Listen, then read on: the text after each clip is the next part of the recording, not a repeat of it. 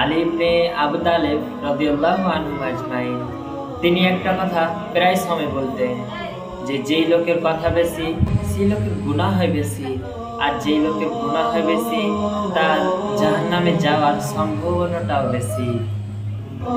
তাই মানুষকে কথা বলার ক্ষেত্রে সতর্কতা অবলম্বন করা উচিত।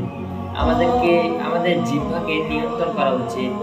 আল্লাহ রাসূল সাল্লাল্লাহু আলাইহি সাল্লামের একটি হাদিস রয়েছে যেখানে তিনি বলেছেন, আমার কোনো উম্মত যদি আমাকে ২টা অঙ্গের গ্যারান্টি দেয়, আমি তাকে তাহলে জান্নাতের গ্যারান্টি দেব। সেই ২টা অঙ্গের মধ্যে জিহ্বা হচ্ছে একটি অঙ্গ। কোনো ব্যক্তি যদি তার নিজের জিহ্বাকে নিয়ন্ত্রণ করে তাহলে তার জিহ্বা কিন্তু আল্লাহ রাসূল সাল্লাল্লাহু আলাইহি সাল্লাম নিচ্ছেন। তাহলে আপনি কি আপনার জিহ্বার নিয়ন্ত্রণ করবেন না? তাহলে আপনি কি আপনার জিহ্বাকে নিয়ন্ত্রণ করার চেষ্টাও করবেন না? আমাদেরকে কথা বলার ক্ষেত্রে অবশ্যই সতর্কতা অবলম্বন করা উচিত।